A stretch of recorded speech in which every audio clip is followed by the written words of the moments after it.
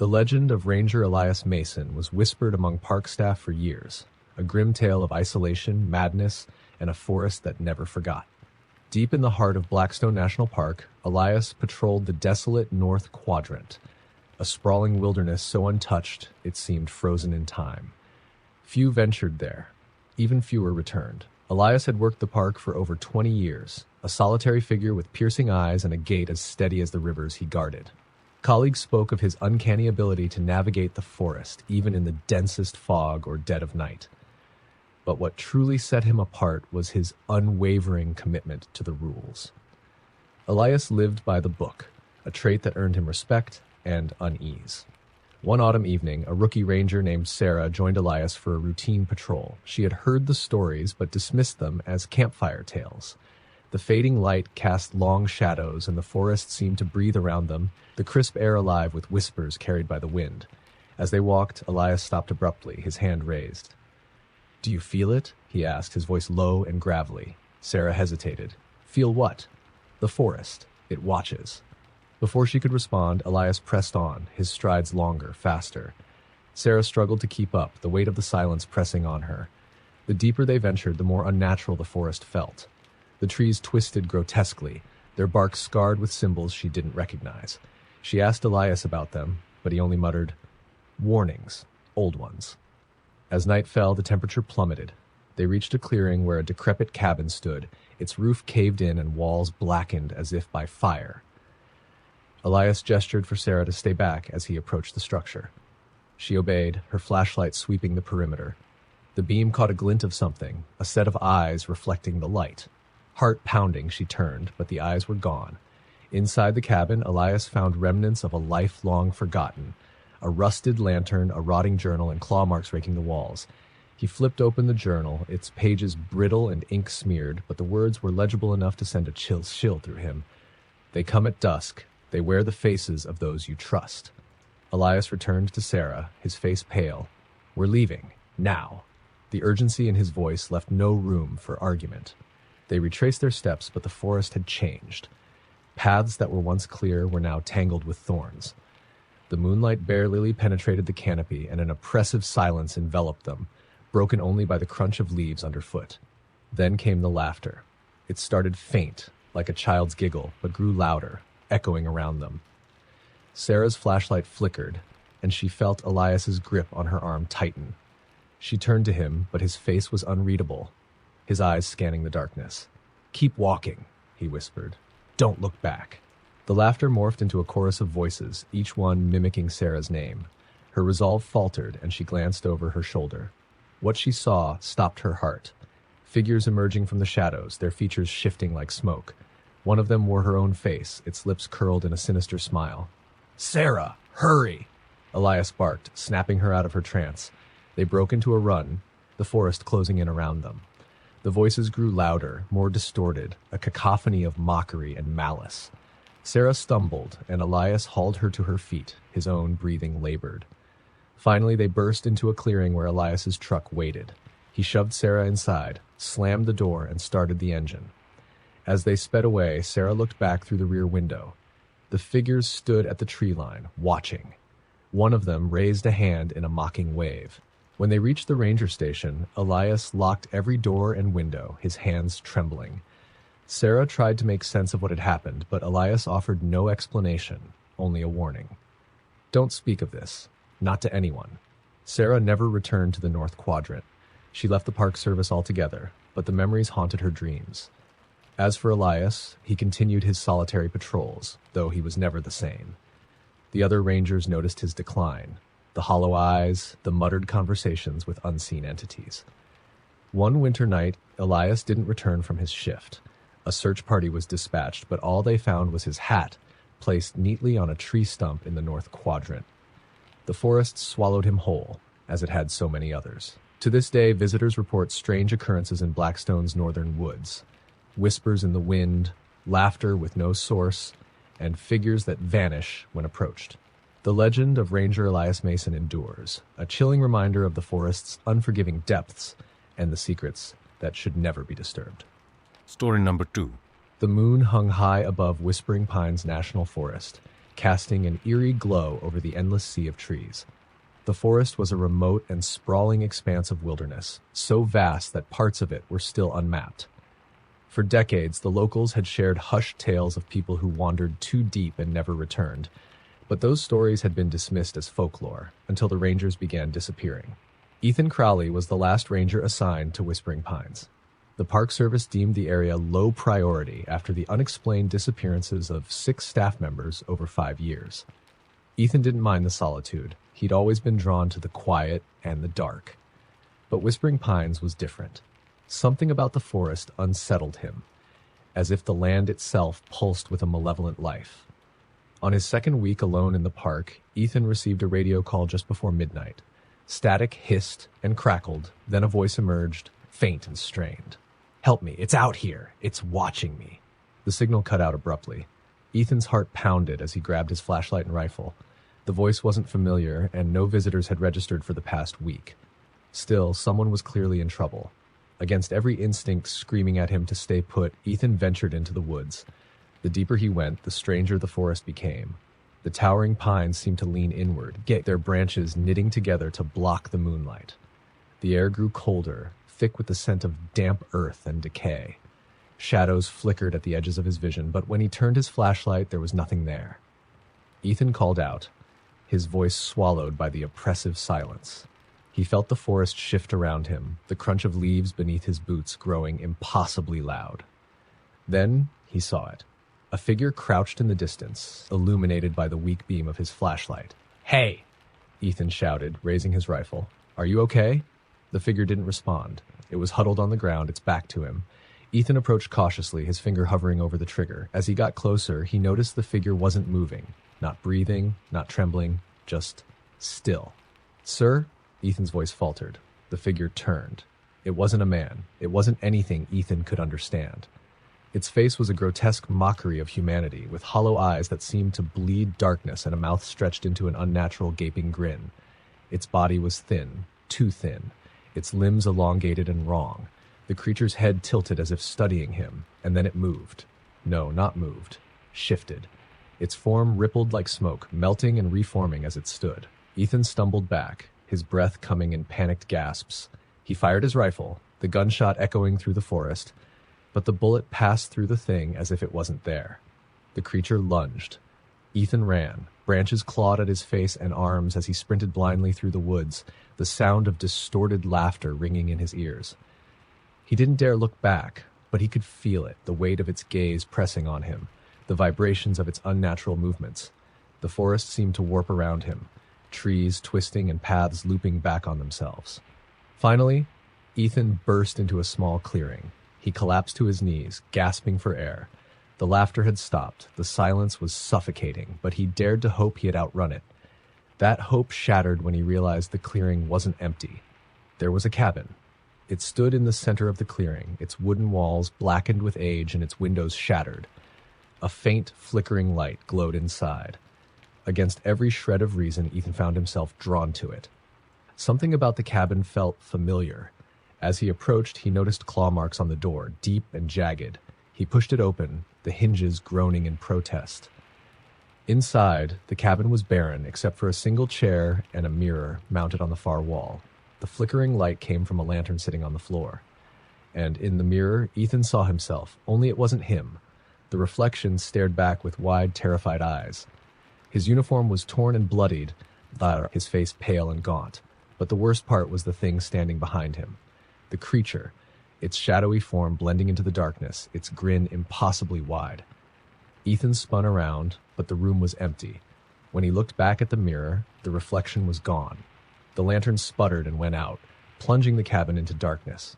Then he felt it, a hand on his shoulder. Ethan screamed, but no one heard him. The forest swallowed the sound, just as it swallowed everything else.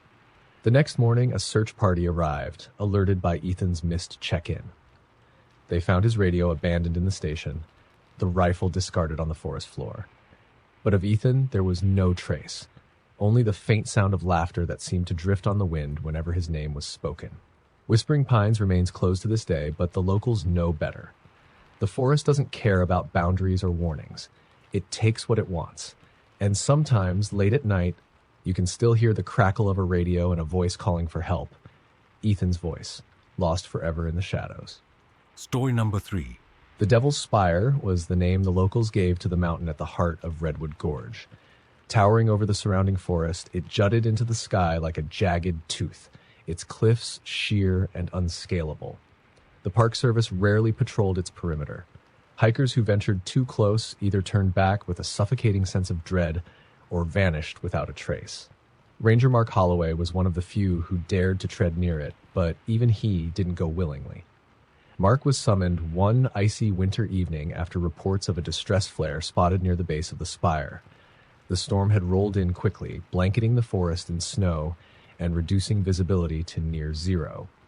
Mark had argued to wait until morning, but protocol demanded immediate response to potential emergencies. Alone and uneasy, he set off with his flashlight and gear. The wind howled through the trees as Mark trudged through the snow, the cold biting into his skin. He radioed for updates, but the static was so heavy it drowned out any reply. Still, he pressed on, guided only by the dim glow of his flashlight and the vague direction of the flare's last sighting. Hours passed. The forest grew darker, the storm fiercer. Mark found no signs of the missing person, no tracks, no belongings, nothing to suggest anyone had been here. He was about to turn back when his flashlight caught something strange in the snow ahead. A series of footprints, bare and human, leading toward the spire. A chill ran down his spine. Bare footprints in this weather? The thought of someone wandering shoeless in the snow was enough to spur him forward. He followed the trail as it weaved between trees, his breath fogging in the freezing air. The tracks led him to the edge of the forest, where the spire loomed like a monolith against the swirling snow. And then the footprints ended, abruptly, as if the person had simply vanished into thin air. Mark's flashlight flickered, and he smacked it against his hand, cursing under his breath. When it steadied, he caught sight of something on the spire's cliff face, a faint orange glow, like the embers of a dying fire, emanating from a small cave halfway up. Curiosity and duty overrode his fear. Mark began the ascent, finding handholds and footholds etched into the rock as if they'd been placed there just for him. The climb was treacherous, but something about the glow drew him in, an unshakable compulsion that whispered promises he couldn't understand. When he reached the cave, Mark's flashlight dimmed again, leaving him bathed in the eerie orange light. The air inside was warm, unnaturally so, and the walls were lined with carvings, ancient, intricate symbols that seemed to writhe and shift when he looked directly at them. At the center of the cave was a fire pit, though no wood burned in it. Instead, the flames seemed to rise from the very stone, twisting and curling in impossible shapes. And then he heard it, a voice, soft and beckoning, coming from deeper within the cave. Mark? His blood froze. No one knew he was here. The voice, melodic yet unnatural, repeated his name, each syllable dripping with familiarity. Against his better judgment, Mark ventured further in. The tunnel grew narrow and dark, but the voice guided him, each step heavier than the last. Finally, the tunnel opened into a vast chamber, its ceiling lost in darkness. At the center stood a figure facing away from him. The orange light illuminated its form. A woman in tattered clothing, her hair matted with snow. Mark's heart leapt. "Ma'am," he called out, "are you hurt?" The woman turned slowly, and Mark staggered back, the blood draining from his face. Her eyes were black voids, endless and consuming. Her mouth stretched unnaturally wide, her teeth jagged like broken glass. She smiled, and the light from the fire seemed to dim, casting her in shadow. "You came?" she said, her voice resonating with something ancient and hungry. "I've been waiting." Mark raised his flashlight, his hand trembling. The beam illuminated the chamber walls, revealing dozens of figures embedded in the stone, their faces frozen in expressions of terror. Their hands reached out, mouths open in silent screams. He recognized some of them. Rangers who had gone missing, their features warped but unmistakable. The woman took a step closer, her movements jerky and unnatural like a marionette on invisible strings. Mark stumbled back, his heel catching on a loose rock. He fell hard, the flashlight skittering out of his hand and plunging the chamber into near darkness. "Stay with me," the voice whispered, now around him. "You'll never be alone again." Mark scrambled to his feet and ran, the darkness pressing in on him. The tunnel seemed to stretch endlessly, the air growing colder with each step. The voice followed him, a cacophony of laughter and pleas. He burst out of the cave, the storm raging around him, and began the frantic descent down the spire. The climb down was a blur of terror and instinct. When he reached the forest floor, he didn't stop running until he saw the faint lights of the ranger station in the distance. He collapsed at the doorstep, gasping for air, his mind racing. Mark filed his report the next day, but left out the details of what he'd seen. He tried to convince himself it had been the storm, the cold, his imagination. But he couldn't shake the memory of the carvings, the fire, and the woman with the black voids for eyes. A week later, another flare was spotted near the spire. Mark didn't volunteer to investigate. No one did. Story number 4. The Callahan Woods were notorious among locals. Everyone in the small town of Havens Hollow grew up with the same warning: stay out after dark. The woods weren't just a place to get lost. They were a trap, a labyrinth with rules no one fully understood. Over the years, hikers and campers had gone missing, their bodies never recovered. Those who managed to escape came back, different. Their eyes hollow, their voices distant, as though some part of them never made it out. Ranger Abigail Dwyer had heard the stories. She didn't believe them. She'd patrolled Callahan Woods for 3 years and never encountered anything more than a frightened deer or the occasional lost tourist. But one frigid October night, a 911 call changed everything. A family camping deep in the woods reported strange noises outside their tent, footsteps circling, whispering voices that didn't belong to any of them. The call ended abruptly with a piercing scream. Dispatch couldn't reconnect. Abigail was dispatched to investigate. She drove her Jeep as far as the narrow trails allowed before continuing on foot, the beam of her flashlight slicing through the dense fog. The air felt heavier than usual, every sound amplified. The crunch of leaves under her boots, the distant hoot of an owl, the wind weaving through the gnarled branches. She found their campsite about an hour in. It was deserted. The tent was shredded as though by claws too large to belong to any predator in these woods. Their supplies were scattered, the ground littered with overturned cooking pots and ripped sleeping bags. Abigail's stomach churned when she spotted a smear of blood leading away from the campsite, deeper into the forest. She radioed for backup, but the static was deafening. No one responded.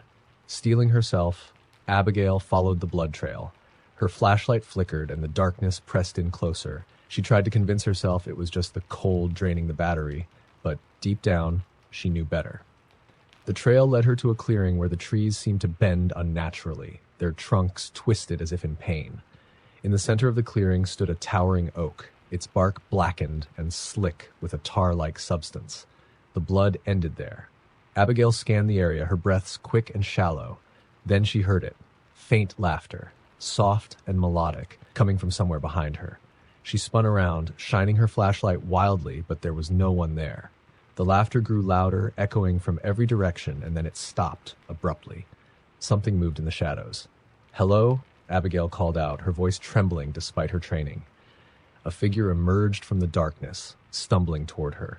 It was a man, his clothes torn and filthy, his face pale and gaunt. She recognized him from the missing persons bulletin, one of the campers. "Sir, are you hurt?" she asked, rushing toward him. His head snapped up, and Abigail froze. His eyes were completely black, empty voids that seemed to drink in the light. He opened his mouth to speak, but no words came out, just a guttural, inhuman sound. Then his body contorted violently, his arms bending at impossible angles as he dropped to all fours and scuttled back into the shadows like an animal. Abigail's heart thundered in her chest. She stumbled backward, nearly dropping her flashlight. The woods around her seemed to shift, the trees closing in, their branches reaching out like skeletal hands. She turned to run, but found herself face to face with the blackened oak. Something was carved into its trunk, deep and fresh. It was her name. Panic surged through her as the laughter returned, louder and more chaotic. Overlapping voices that sounded almost human, but not quite. Figures began to emerge from the darkness surrounding her. Some were missing hikers she recognized, their faces distorted, their limbs twisted. Others were unrecognizable, their forms barely human at all, their eyes glowing faintly in the dim light. They didn't speak. They only stared. Abigail backed away, her flashlight shaking in her grip. "Stay back!" she shouted, but her voice sounded small, swallowed by the oppressive air. The ground beneath her feet gave way suddenly, and she fell into darkness. She landed hard on something cold and wet, the stench of decay overwhelming her. Her flashlight flickered weakly, revealing a cavern lined with bones. Skulls stared back at her, their empty sockets filled with tiny, writhing roots. The laughter above grew fainter, replaced by a deep, resonant hum that seemed to come from the very earth. The walls of the cavern pulsed as though alive, and the black tar oozed from every surface, pooling at her feet. Then she saw it, a mass of shifting, writhing shadows in the center of the cavern. It had no discernible form, only an endless array of limbs and faces, each one screaming silently. The mass shifted toward her, its movements unnatural, and she felt an unbearable pressure in her head, like her thoughts were being torn apart. A voice, no, many voices, spoke directly into her mind, overlapping in a grotesque harmony. "You should not have come." Abigail screamed and scrambled backward, but the tar was rising, pulling at her legs, her arms. She clawed at the walls, her nails scraping against the slick stone, but it was no use. The shadows enveloped her, the voices consuming her. When the backup team arrived the next morning, they found Abigail's Jeep parked at the trailhead. Her radio was still on, her gear untouched. In the woods, they found her flashlight and a single boot at the edge of a clearing. There was no sign of Abigail, or the family she'd gone to find. The twisted oak stood silently in the clearing, its bark now unmarked. But those who lingered too long swore they could hear faint laughter on the wind and saw shadows that didn't belong to the trees. The Callahan Woods claimed her, just as they always did, and they would claim more. Story number 5. The locals called it Deadwater Lake, though no map bore the name. Hidden deep within Silver Pines National Forest, it was a place people avoided. The water was unnaturally still, reflecting the world around it like polished glass. Legends spoke of voices calling from its depths, of ghostly figures walking the shoreline, and of those who entered its waters, never to be seen again. Ranger Lucas Kane didn't believe in ghost stories until the night he got the call. A frantic hiker had stumbled into the station just after sunset, pale and trembling. He claimed his brother had gone missing near the lake. "He went into the water," the man stammered, his eyes wide with terror. Something pulled him under. Lucas grabbed his gear and set out immediately, the hiker too shaken to accompany him. The trail to the lake was barely visible under the pale glow of his flashlight, the towering pines closing in like silent sentinels. The further he walked, the more oppressive the air became, thick and humid despite the crisp autumn night. When Lucas reached the lake, the sight stole his breath.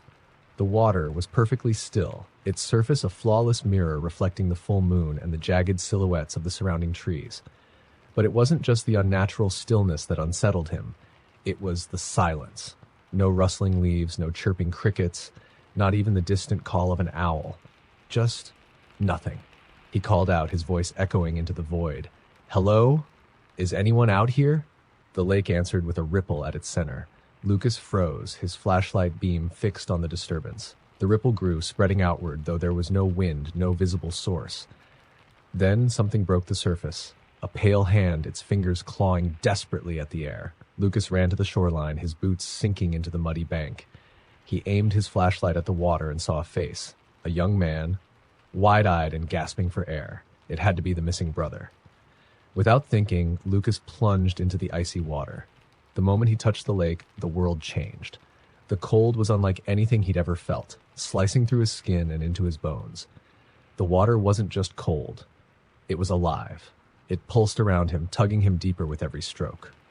Lucas swam toward the man, who was thrashing violently just a few feet away. But as he reached out, his hand passed through empty air. The man wasn't there. A voice, soft and melodic, whispered behind him. "Why did you come?" Lucas spun around, his flashlight cutting through the darkness. Standing on the shore was a figure cloaked in shadow, its features indistinct but its presence overwhelming. The voice came again, echoing from all directions. "You shouldn't have disturbed the water." Panic surged through him as the lake began to churn. The surface, once glassy, now boiled with movement. Shapes rose from the depths, hands, faces, bodies. They were human, but wrong. Their eyes empty, their mouths twisted in silent screams. They reached for him, their touch icy and relentless. Lucas fought against the pull, his breath coming in ragged gasps as he struggled toward the shore. But the harder he swam, the further the bank seemed to drift away. The water dragged him down, the weight of 1,000 unseen hands pressing against his chest. Then he heard it, a low, guttural sound rising from the depths. It wasn't a growl, it was laughter, deep and mocking. The shadowy figure on the shore raised a hand, and the lake responded, its waves growing violent. Lucas screamed as something wrapped around his ankle, pulling him under. The world above vanished, replaced by murky darkness. Shapes moved in the water, circling him, their lifeless faces just visible in the dim light of his flashlight. He felt their hands clawing at him, their nails digging into his flesh. The voice whispered again, this time from inside his head, "Stay with us. Forever." With a final surge of desperation, Lucas broke free, kicking wildly until his head breached the surface. He gasped for air, clawing his way to the shoreline. When he collapsed onto the mud, he didn't stop crawling until he was well beyond the water's edge. The lake was still again, its surface smooth and unbroken. The shadowy figure was gone, but Lucas could still feel its presence, lingering just out of sight. He didn't wait to see what would happen next. Grabbing his gear, he sprinted back to the station, his clothes soaked and his body trembling. The hiker was gone, the station eerily quiet. Lucas filed a report, but he left out the truth. No one would believe him. For weeks after, Lucas was haunted by nightmares of the lake. He'd wake up drenched in sweat, the sound of the voice echoing in his ears. "Why did you come?" Months later, when Lucas finally quit the ranger service, he heard whispers about Deadwater Lake. A new hiker had gone missing. Search parties found no trace, except for a single boot left on the muddy bank. And sometimes on quiet nights, those who pass near the lake claim they can hear laughter, low, guttural, and far too human. Story number 6. Raven's Deep was a stretch of forest known only to those who had lived near it for generations. The few maps that included it simply marked it as an unexplored area. The reason was simple. People who entered Raven's Deep rarely came back, and those who did returned fractured, their minds shattered beyond repair. The stories ranged from cult rituals to cursed land, but no one knew the truth. Ranger Claire Bennett didn't believe in the tales. When she was assigned to the station bordering Raven's Deep, she treated it like any other job. The stories were just campfire fodder until the night she heard the scream. It came just after 2 a.m., long and piercing, cutting through the stillness of the forest. Claire grabbed her flashlight and a rifle, radioing for backup as she stepped into the cold night. Static greeted her attempts to communicate, but she told herself it was just interference from the storm brewing overhead. The scream came again, fainter this time, deeper into the woods. Against her better judgment, Claire followed the sound. The trees in Raven's Deep were massive, their branches so thick they blocked out the moonlight. Her flashlight illuminated only small patches of the forest floor, and the deeper she went, the quieter the world became. Even the usual sounds of nocturnal animals were absent, replaced by an oppressive, almost living silence. She found the source of the scream an hour into her trek, a campsite. The tent was slashed to ribbons, and a small fire smoldered in its ring, casting an eerie glow. A backpack lay discarded near the remains of the tent, its contents strewn about. Blood spattered the ground, leading into the darkness beyond. "Hello?" Claire called, her voice trembling. "Is anyone here?" A rustle in the bushes made her spin, aiming her flashlight at the source. A figure emerged, a man, staggering and clutching his side. His face was pale, his eyes wide with terror. "Help me," he rasped, collapsing to his knees. Claire ran to him, lowering her rifle. "What happened? Are you hurt?" He grabbed her arm with surprising strength, his fingers ice cold. "You shouldn't be here," he whispered. "It's a wake." Before she could ask what he meant, his body went rigid. His eyes rolled back, and a strangled gasp escaped his lips. Then he fell silent, his body limp and lifeless. Claire's heart raced. She scanned the area, her flashlight sweeping the shadows. The forest seemed to close in around her, the trees leaning closer, their gnarled branches reaching like claws. The air grew colder, and the faint sound of whispers reached her ears. She stood, gripping her rifle tightly. "Is anyone else out here?" The whispers grew louder, overlapping, speaking in a language she didn't recognize. Then, from the corner of her eye, she saw movement. A shadow, impossibly tall and thin, darted between the trees. She turned her flashlight toward it, but there was nothing there. And then she heard it, a voice, soft and melodic, coming from deeper in the woods. It sounded like a child calling her name. "Claire, Claire." Her blood ran cold. She hadn't told anyone she was heading into the forest.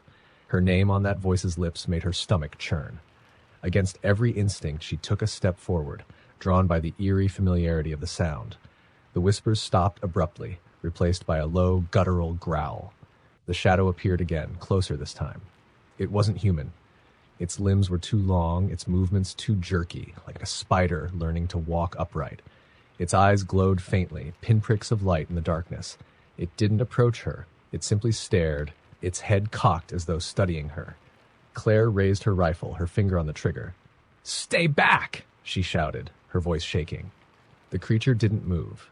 Instead, the growl deepened, resonating through the forest like a rumble of thunder. The ground beneath her feet seemed to vibrate, and the air grew heavy, suffocating. Suddenly, the figure lunged, its movements impossibly fast. Claire fired, the shot echoing through the trees, but the shadow was gone before the bullet could hit. The forest erupted in chaos, the whispers returning, louder and more frenzied. Shapes moved all around her, darting between the trees, just out of sight. She ran. Branches clawed at her face and arms as she sprinted through the forest, her flashlight bouncing wildly. The whispers seemed to come from inside her head now, drowning out her thoughts. The ground felt uneven, shifting beneath her boots as though the forest itself was alive and angry. She tripped, landing hard on her side. Her flashlight rolled away, its beam illuminating a small clearing ahead. In the center stood an ancient stone altar, weathered and covered in moss. Symbols were carved into its surface, pulsating with a faint red glow. The whispers crescendoed and the air seemed to vibrate with unseen energy.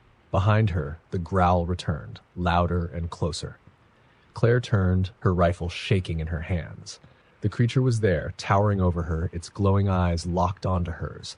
Its face, or what passed for one, split into a grin, rows of jagged teeth glinting in the faint light. "Leave," it hissed, its voice a blend of the whispers she'd heard and something far darker. "Or stay forever." Claire didn't hesitate. She grabbed her flashlight and ran, her lungs burning and her legs threatening to give out. The forest seemed endless, the trees stretching into infinity, but eventually, the visitor center lights broke through the darkness. She burst through the door, collapsing onto the floor, gasping for air. Her colleagues found her there hours later, shaken and barely coherent. She refused to speak of what she'd seen, only muttering, "It's awake," over and over. Claire resigned the next day, leaving behind the journal she'd kept of her time as a ranger. The last entry was simple, written in shaky handwriting. The forest isn't empty. It watches, it waits, and it never lets go. No ranger has been assigned to Raven's Deep since. Story number 7. The storm rolled in quickly over Black Hollow Reserve, a place that most of the park rangers avoided after dark. There were stories about people hearing voices that didn't belong, of hikers who left trails only to reappear miles away, dazed and unable to explain what had happened. Ranger Ethan Miles had always dismissed the tales as overactive imaginations and too much beer around campfires. But on this night, Ethan was on the late shift when a report came in. A young woman had gone missing near the old fire tower, an area deep in the woods. Her boyfriend, frantic and half frozen, stumbled into the visitor center saying she'd walked off during an argument and never came back. It was nearing midnight and the storm was closing in. Ethan grabbed his flashlight and radio, set his jaw, and headed out. The trail to the fire tower was narrow and overgrown, winding through dense pines that seemed to lean closer with every step. Rain began to fall in thick sheets, soaking through his jacket, and the beam of his flashlight barely penetrated the gloom. The wind carried strange sounds, whispers that could have been the wind or something else entirely. "Rachel," Ethan called, his voice swallowed by the storm. He strained to hear any response but was met with silence. About halfway to the tower, he found her backpack lying in the mud, its contents scattered. He crouched down to examine it, the rain dripping from his hood. Everything was damp, except for one item. A journal, its pages perfectly dry as though the rain avoided it. Curious, Ethan opened it, flipping through scrawled entries about the trip. Then, near the back, he saw the last few pages. "It's watching us. Every time I look away, I see it out of the corner of my eye. Jim doesn't believe me, but I know what I saw. It's not human." Ethan's pulse quickened. He shoved the journal into his pack and pressed on, his flashlight shaking in his hand. When he reached the fire tower, the structure loomed like a skeleton against the stormy sky. The stairs creaked as he climbed, his boots slipping on the wet metal. At the top, the door to the observation deck hung open, swaying in the wind. Inside, the air was colder than it should have been, and the smell of damp wood and mildew was overpowered by something metallic: blood. In the center of the room was a puddle, dark and spreading. But there was no body. A voice whispered behind him, soft and almost playful, "Why did you come?" Ethan spun around, his flashlight beam slicing through the empty room. The air seemed heavier, pressing against his chest, making it hard to breathe. He backed toward the door, the hair on his neck standing on end, and then he saw it. A figure stood at the edge of the clearing below the tower, barely visible in the storm. It was tall, unnaturally so, with limbs that seemed too long for its thin body. Its face, or what passed for one, was featureless, a pale oval that reflected the light like wet porcelain. Ethan froze, his mind racing. The figure didn't move, but seemed to pulse as though the air around it warped and twisted. Then it tilted its head almost curiously and began to walk toward the tower. Panic overtook him. He bolted down the stairs, his boots clanging against the metal. As he reached the bottom, he turned to look back, and the figure was gone. But the whispers were louder now, circling him, words he couldn't understand, voices overlapping in a maddening hum. The woods were alive. Shadows shifted between the trees, moving in ways that defied logic. Shapes that weren't quite human flickered at the edges of his vision, always just out of reach. Ethan ran, branches clawing at his face, the mud sucking at his boots. The whispers followed, rising to a cacophony. He didn't remember how he made it back to the visitor center, only that the lights were blinding after the oppressive darkness of the forest. He stumbled inside, slamming the door behind him, his breath coming in ragged gasps. The boyfriend was gone. Ethan looked at the clock on the wall. 4:12 a.m. He'd been gone for 5 hours, though it felt like minutes. His radio crackled to life, startling him. A voice came through, distorted and faint. "Ethan, why did you leave?" It was her voice, Rachel's. But something was wrong. Her voice was layered, as though someone or something was speaking with her through her. He grabbed the radio, his hand trembling. "Rachel, where are you?" The line went silent for a moment. Then the voice returned, cold and devoid of emotion. "They never leave." The lights flickered, and the air grew cold. Ethan turned toward the window. Outside, just at the edge of the forest, the figure stood motionless, Kainrei, its featureless face staring back at him. He never saw the sunrise. When the next ranger arrived for the morning shift, the visitor center was empty. Ethan's truck was still in the lot, his gear untouched. The only thing left behind was the journal, lying open on the desk. The last entry read, "It's here. And now I understand. You don't find it, it finds you." Story number 8. There's a stretch of road in the middle of Black Pines National Park called Hollow Mile. The rangers avoid it, the hikers whisper about it, and the locals, they refuse to talk about it at all. No one knows why it's called Hollow Mile, but the stories are enough to keep people away. Sudden disappearances, ghostly figures pacing the roadside, and voices that lure the curious into the forest, never to be seen again. Ranger Tom Harlan had been stationed at Black Pines for over a decade and had heard it all. He didn't believe in ghosts, curses, or haunted woods. To him, Hollow Mile was just a road like any other, until the night he was called to investigate the strangest report he'd ever received. It was just after midnight when his radio crackled to life. The voice on the other end was faint, almost drowned by static, but he could make out the words, "Help, Hollow Mile, can't get out." The transmission ended abruptly. Tom grabbed his flashlight and keys, climbing into his truck. The rain was coming down hard, lightning flashing in the distance as he headed toward the infamous stretch of road. The moment he turned onto Hollow Mile, his headlights flickered, and his radio died. The road ahead was shrouded in darkness, the dense forest pressing in from both sides. The rain hammered against his windshield, but the wipers did little to clear it, as though the storm didn't want him to see. Tom drove slowly, scanning the roadside for any sign of the caller. The rain muffled everything, making the silence that much more oppressive. Then, in the glow of his headlights, he saw her. A woman standing in the middle of the road. She was soaked to the bone, her hair plastered to her face, and her eyes wide with terror. Tom stopped the truck and stepped out, his flashlight cutting through the rain. "Ma'am, are you okay?" He called out. The woman didn't respond. She just stood there, trembling, her lips moving as though she were whispering to herself. Tom approached cautiously, noting the scratches on her arms and the mud streaked across her clothes. "What happened? Are you hurt?" he asked, his voice steady despite the unease creeping into his gut. The woman finally looked at him, her eyes glassy and distant. "It's in the trees," she whispered. "Watching." Tom turned his flashlight toward the forest, but there was nothing, just shadows and rain. "What's in the trees? Did someone chase you?" She didn't answer. Instead, she grabbed his arm with surprising strength and hissed, "You can't let it see you leave." Before Tom could ask what she meant, the woman turned and sprinted into the woods, vanishing into the darkness. He shouted after her, but his voice was drowned out by a sudden burst of thunder. The forest felt wrong. The trees seemed to shift when he looked away, their branches twisting like claws. The rain grew colder, and the wind carried faint whispers that made the hair on his neck stand up. He turned back to his truck, deciding to call for backup, but it was gone. The road, too, had vanished.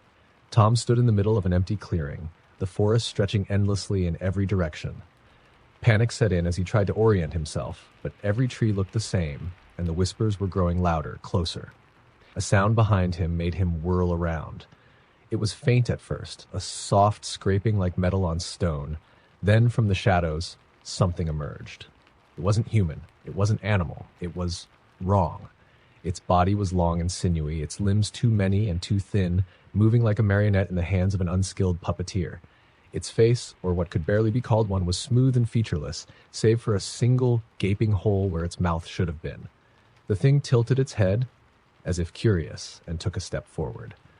The whispers grew deafening, an overlapping chorus of voices pleading, laughing, and crying. Tom backed away, his flashlight flickering. His heart pounded in his chest as he stumbled over a root, falling to the ground. The creature moved closer, its movements jerky and unnatural, its elongated limbs scraping against the trees. Desperation took hold, and Tom scrambled to his feet, running blindly into the forest. The whispers followed, relentless, along with the sound of the creature's scraping limbs. Every turn led him deeper into the maze of trees, the darkness suffocating, the rain biting against his skin. Just when he thought his legs would give out, he burst into a clearing. In the center stood a small cabin, its windows glowing faintly with warm light. He didn't question it. He ran to the door, throwing it open and slamming it shut behind him. Inside, the air was warm, the walls lined with old photographs and books. A fire crackled in the hearth, but there was no sign of anyone. Tom's breathing slowed as he tried to gather his thoughts. Then he noticed the photographs. Every one of them was of him, Tom Harlan, standing in various parts of Black Pines National Park, taken from angles he didn't remember. His stomach turned as he realized some of the photos were from moments he'd never experienced, standing in places he'd never been. The whispers returned, louder than ever, coming from inside the cabin now. The fire dimmed, the shadows stretching across the walls. He turned toward the door, but it was gone. The cabin was gone. He was back on Hollow Mile, standing in the rain, his truck parked where he'd left it. The road was empty, the forest silent. Tom climbed into the truck, shaking. He didn't drive back to the station. He didn't radio in. He just drove, never looking in the rearview mirror. The next ranger found his truck abandoned at the edge of the park 2 days later. The driver's seat was empty, but the passenger seat held a single photograph. Tom standing in front of the cabin, a figure with 2 long limbs standing just behind him, its gaping mouth wide open in a silent scream. No one speaks of Hollow Mile anymore, not even the rangers. Story number 9. The night sky above Devil's Ridge was moonless, the stars hidden behind a thick curtain of clouds. Ranger Elena Carr had taken the late shift, patrolling the edge of the park where Devil's Ridge loomed like a sleeping beast.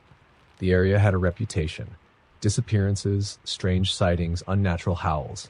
But Elena didn't believe in folklore. She was practical, level-headed, and unshaken by campfire stories. Until that night. The radio crackled as Elena sat in her truck near the ridge's base. A faint voice came through, distorted by static. "Help! They're coming. It's too late." "Hello? Who is this?" she said, grabbing the receiver. "Repeat your location." There was no response, just static. Then, faintly, a chilling sound, a low, guttural growl. Elena's grip on the radio tightened, Protocol dictated that she investigate any distress call, no matter how cryptic. Sighing, she turned the truck onto the narrow dirt path leading up Devil's Ridge. The tires crunched over gravel as the trees pressed in on both sides, their gnarled branches like skeletal hands. The deeper she went, the heavier the air felt. Even inside the truck, she could feel it pressing down on her chest. The wind howled, carrying with it a faint, high-pitched keening, like someone or something crying out in agony. Halfway up the ridge, Elena spotted something in her headlights. A figure standing in the middle of the road. Slamming on the brakes, she grabbed her flashlight and stepped out. "Hey," she called, shining the beam toward the figure. It was a man, or at least what was left of one. His clothes were torn, his skin pale and stretched tight over his bones. His eyes, wide and unblinking, stared at her as his lips trembled. "They don't like the light," he whispered. "Don't let it go out." "What happened? Who's out here with you?" Elena asked, stepping closer. The man's head snapped to the side as though he'd heard something she couldn't. "Too late," he murmured. Then, without another word, he turned and bolted into the woods, disappearing into the shadows. Elena's instincts screamed at her to get back in the truck, but something caught her eye. Deep claw marks gouged into the dirt road, leading further up the ridge. Against her better judgment, she followed them. The trail led her to a clearing where the remnants of a campsite lay scattered. A tent had been shredded, its fabric hanging in tatters, a backpack torn open, its contents strewn about, and blood, dark smears across the ground leading into the woods. "Hello? Is anyone here?" she called, her voice echoing into the silence. The only response was the sound of branches snapping nearby. She turned, her flashlight cutting through the darkness. For a moment, she thought she saw movement, a shadow darting between the trees, too fast to be human. The keening sound returned, louder now, coming from all around her. Elena's pulse quickened as she backed toward her truck, the flashlight trembling in her hand. Then she saw it. Emerging from the trees was a creature unlike anything she'd ever imagined. Its body was gaunt and twisted, its limbs unnaturally long, ending in claws that gleamed in the faint light. Its face was a grotesque parody of human features. Hollow eyes, a mouth too wide, filled with rows of jagged teeth.